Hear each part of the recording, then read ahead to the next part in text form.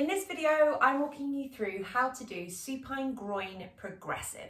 So to do this exercise, you are going to need an Egoscue tower. So these are pretty hard to get hold of in Europe and the UK, but if you have a look online, you might be able to find some people that are selling them.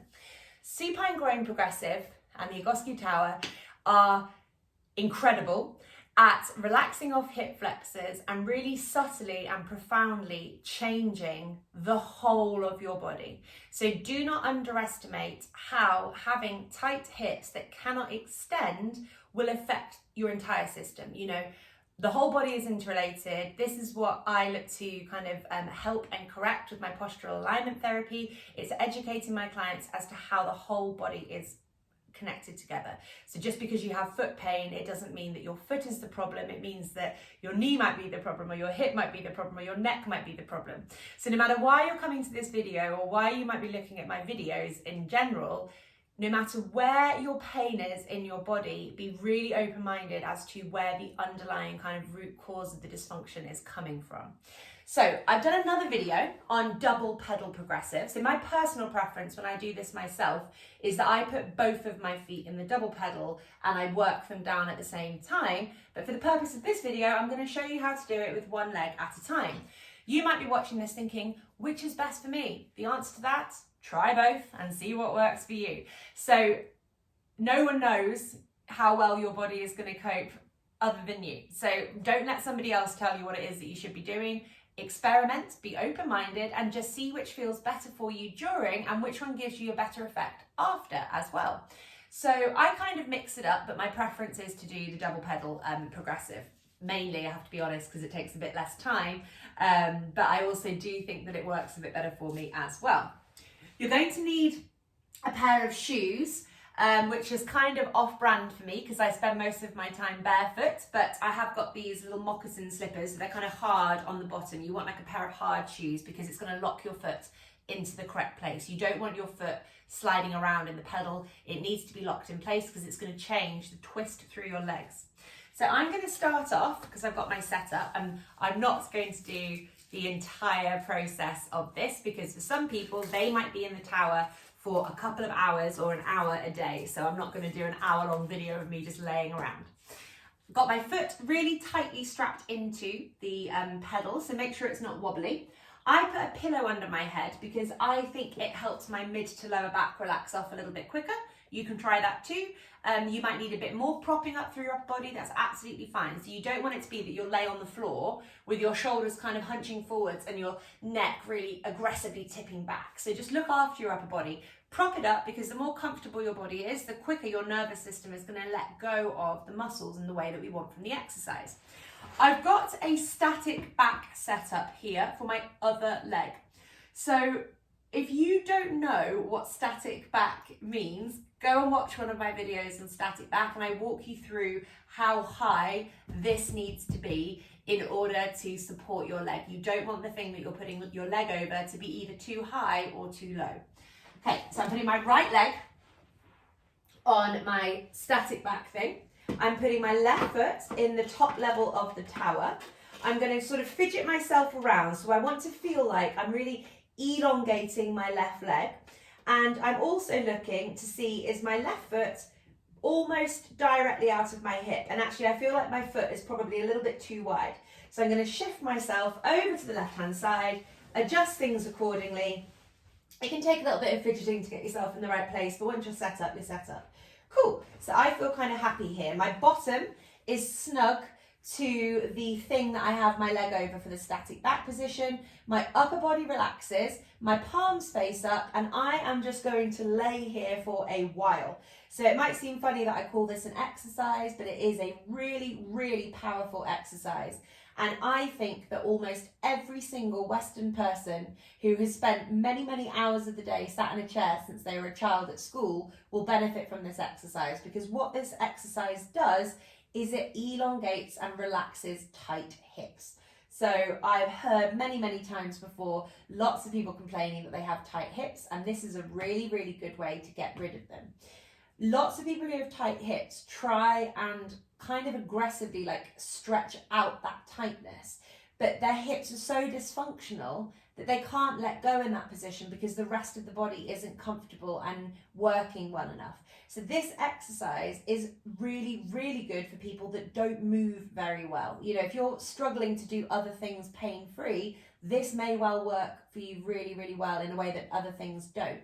However, saying that, for context, I do this a couple of times a week.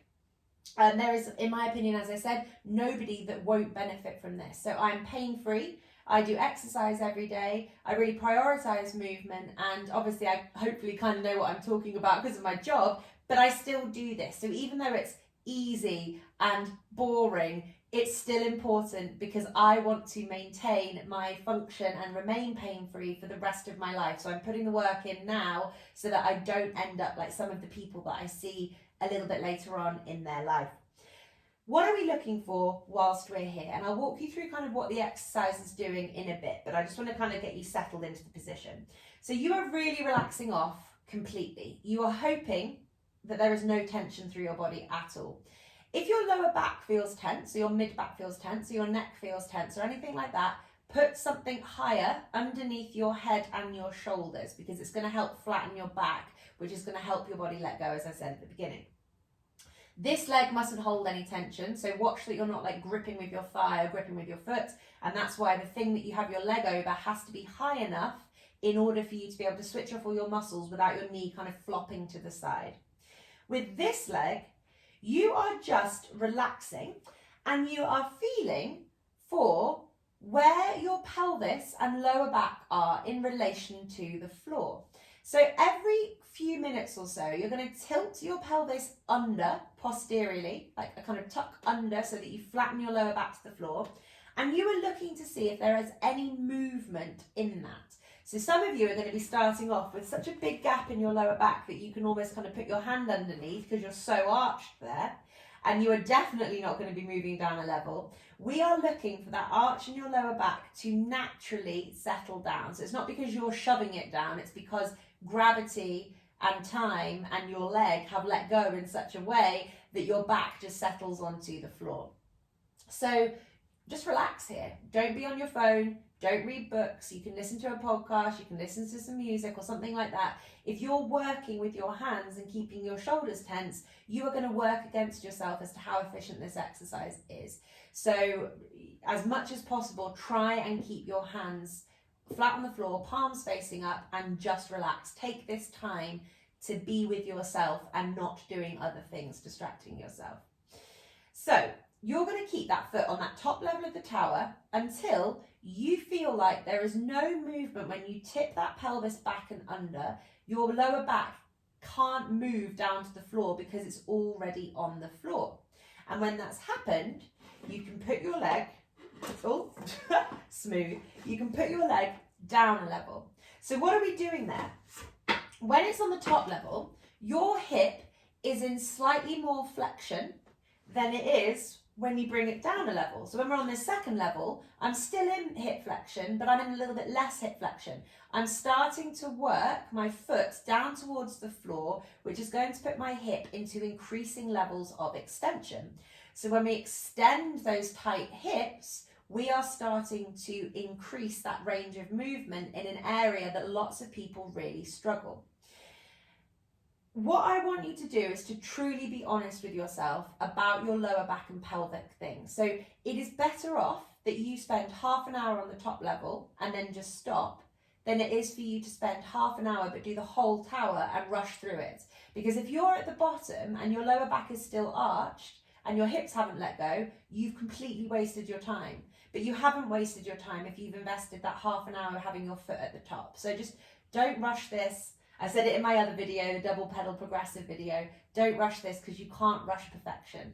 This is an amazing exercise if you give it the time that it needs for most people. So on this left leg, I am getting this hip flexor to relax off into extension. Having my foot in the pedal is like locking it in place in my shoe, which is starting to untwist my legs. So you'll see lots of people have got like a foot that pokes out to the side, a kneecap that faces inwards, and this is tibial torsion. It's a torsion through the legs due to muscular dysfunction. When it's strapped in place like this, it has to align the toes, the ankles, the knees and the hips. So it's going to start unwinding that twist through the leg as well as relax off the hip flexor.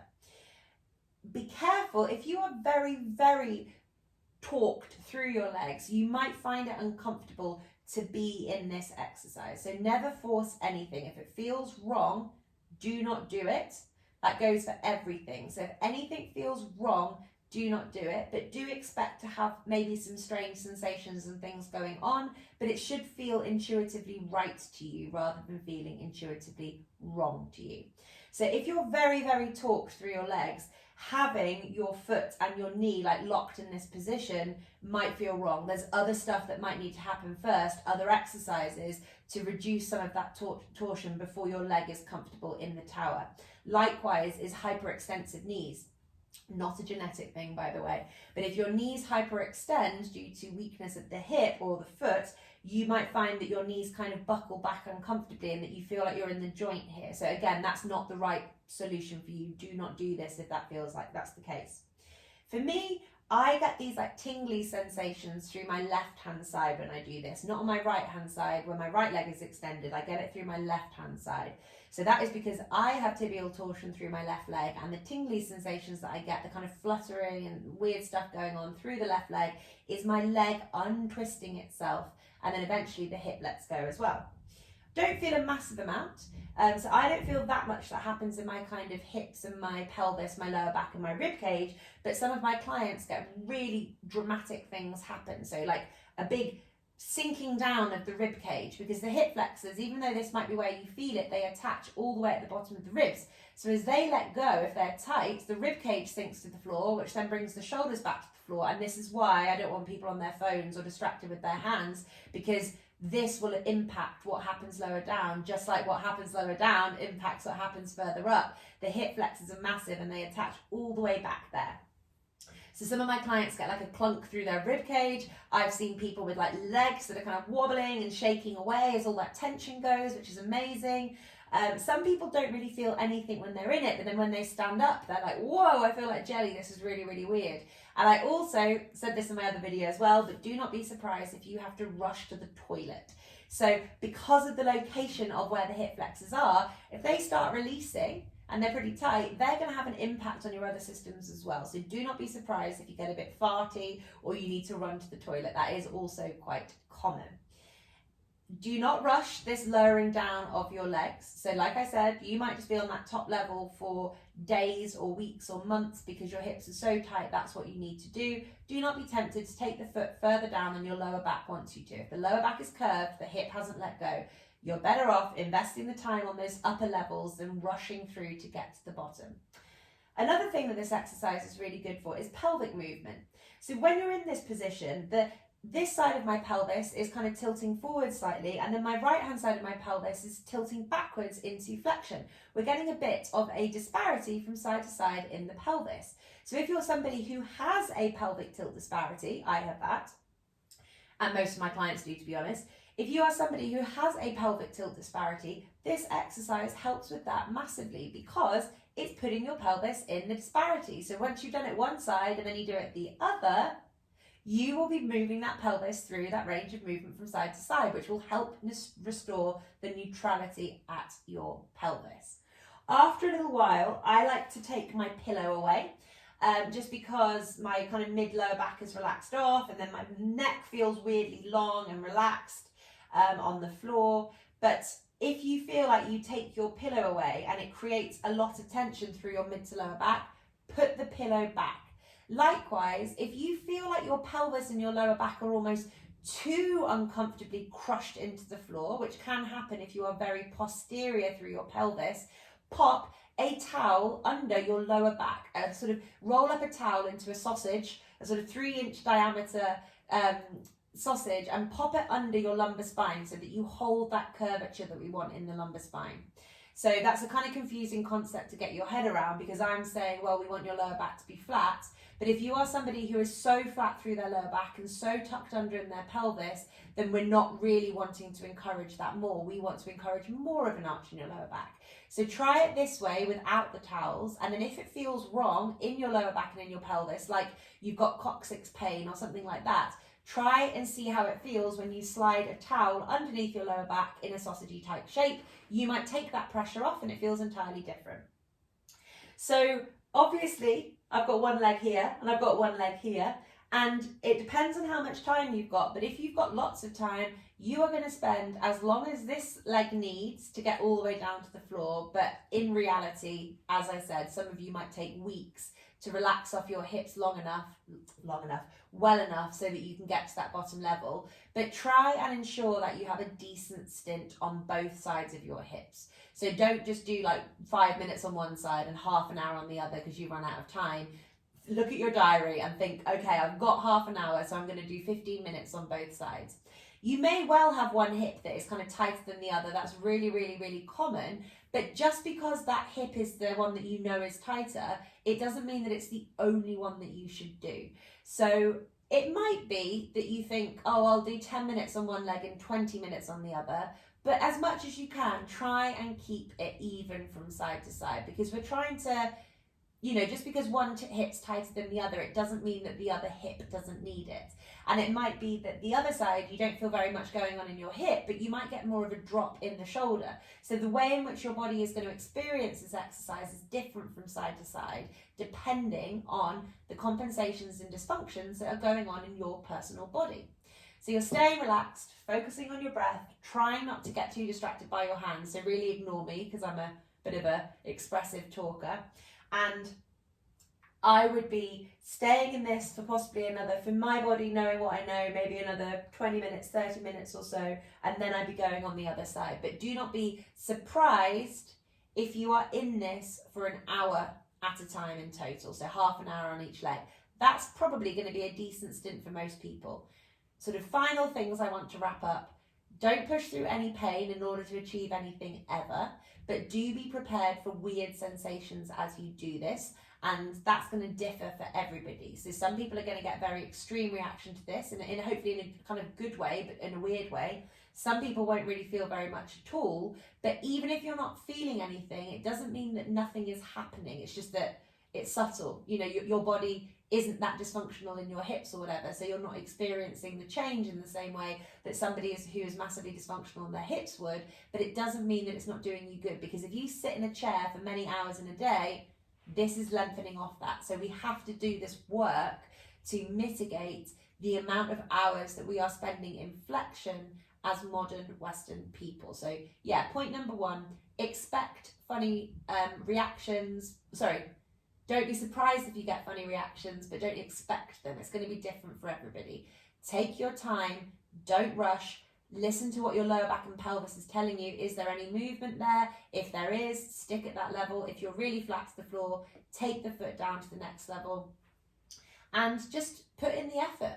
This isn't going to change your life if you do it once, but it may well change your life if you do it consistently over a few months to really bolster the other work that you are doing. And I guess my final point that I want to say is that I would normally do this at the end of doing my menu of Egoscue exercises. So once I've already put my body into better alignment and I kind of strengthen that functional strength, my body is going to be in a position for this to kind of let go more readily. So I make changes quicker once my body is warmed up, and then it's relaxing off. But that's not to say that that's the case for you. So if you are somebody who is in lots of pain and you struggle to do like any exercise without causing yourself pain, then actually maybe this is a good place to start. There is no right or wrong. There is only different bodies that come to this. So experiment with doing the double pedal progressive. Experiment with doing the single leg like I am now. Experiment with having towel under your lower back and under your neck. Take the towel away and see how you feel. Just test stuff, gauge your body's reaction, and that's the thing that you need to do. So no one else can tell you what you need to do, but do keep trying, and there will be something that suits you, I'm sure. So this is the Supine Groin Progressive, and I am Posture Ellie, and I hope that this was helpful.